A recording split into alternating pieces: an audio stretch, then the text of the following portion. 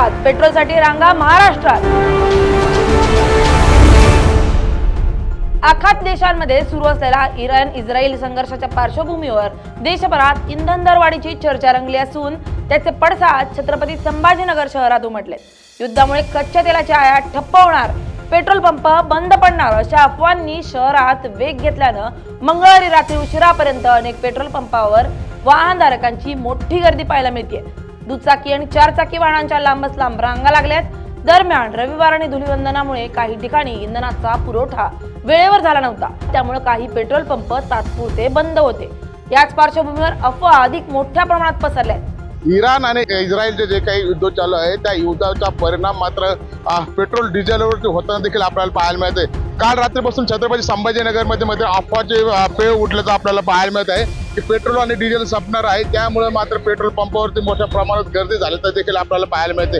जे काही जागतिक पातळीवरती जे युद्ध सुरू झालेलं आहे त्या युद्धाचा परिणाम मात्र या ठिकाणी होताना आपल्याला पाहायला मिळते।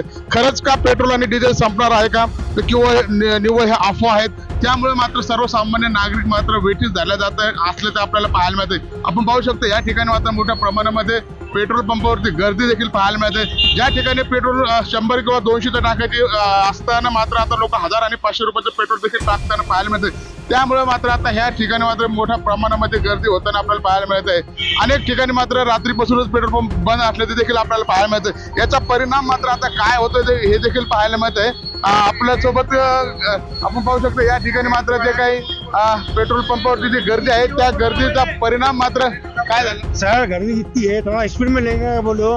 गाड़ियाँ जो है ना कैसा है, कंपनी में जाना पड़ता हम लोग को, कंपनी के अंदर माल भरना है हमको, गाड़ी के अंदर डीजल नहीं है, रिक्शे के अंदर पेशेंट है। अब वो पुलिस कॉलोनी के चौरस्ते तक पूरे गाड़ियाँ लॉक है। वो रास्ता पीछे रिक्शे में भी पेशेंट है। अब वो पेशेंट ये नंबर में लगा के अब वो हॉस्पिटल में आने के यहाँ नंबर लगा खड़े रहना। लोक रात्रीपासून सकाळपासूनच लाईन उभा राहिलेत ना। हाँ, वो तो है ना सर, लेकिन पेशेंट जो है ना बस उनका कुछ थोड़ा बहुत आप ये करो। एम्बुलेंस कभी आ गई तो क्या करेंगे आप? ये नंबर में खड़े रहेंगे। एम्बुलेंस कभी आ गई तो क्या करेंगे आप? हाँ, नक्कीच आपण पाहिलं तर आता या ठिकाणी मात्र मोठ्या प्रमाणात गर्दी आहे आणि या गर्दीचा परिणाम मात्र वादामध्ये देखील होताना आपल्याला पाहायला मिळते।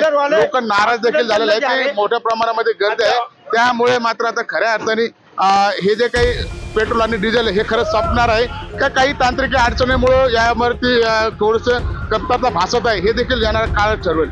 Sanjay Iyer, LS news, Chhatrapati Sambhajinagar. तर रत्नागिरीतही अशीच परिस्थिती पाहायला मिळते।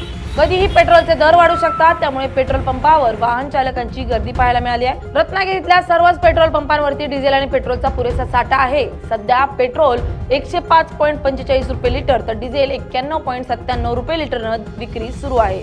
त्यामुळे गेल्या 2 दिवसांपासून पेट्रोलचे दर स्थिर पाहायला मिळालेत। हे सर्व पाहता पुरेसा पेट्रोल आणि डिझेल साठा असल्यानं वाहन चालकांनी गर्दी करू नये याचं आवाहन प्रशासनाकडून करण्यात येत आहे। हिंगोलीच्या वसमत शहरात पेट्रोल पंपावर नागरिकांची मोठी गर्दी झाली आहे। सोशल मीडियावर पेट्रोल पंप बंद होणार असल्याच्या चर्चेमुळे घबराट पसरली आहे। रात्री वाहनांच्या लांबच लांब रांगा लागल्या, अनेकांनी कॅन, जार आणि बाटल्यांमध्येही पेट्रोल भरून घेतलंय आणि अचानक वाढलेल्या मागणीमुळे काही ठिकाणी तात्पुरता तुटवडा जाणवलाय, मात्र इंधन पुरवठा सुरळीत आहे अशी माहिती मिळते। ही अवस्था फक्त या 3 जिल्ह्यातलीच नाहीये, तर अनेक ठिकाणची आहे जिथून तेलाचा पुरवठा होतो। तेच देश आता सध्या युद्धाच्या आगीत भस्म होत आहेत, यामुळे त्याच्या थेट झळा भारतासह अनेक देशांना बसत आहेत। होर्मुझ खाडी बंद झाल्यास मात्र पेट्रोलच्या पुरवठ्यात अडथळा येऊ शकतो, त्यामुळे येणाऱ्या दिवसात पेट्रोल डिझेलच्या किमती भडकण्याची जरी शक्यता असली तरी सध्या तेलाचा पुरवठा सुरळीत आहे। त्यामुळे सर्वांनी संयम ठेवावा, पेट्रोल पंपावर गर्दी करू नये, धीर धरावा, परिस्थिती नक्की बदलेल। Bureau report, LS Marathi.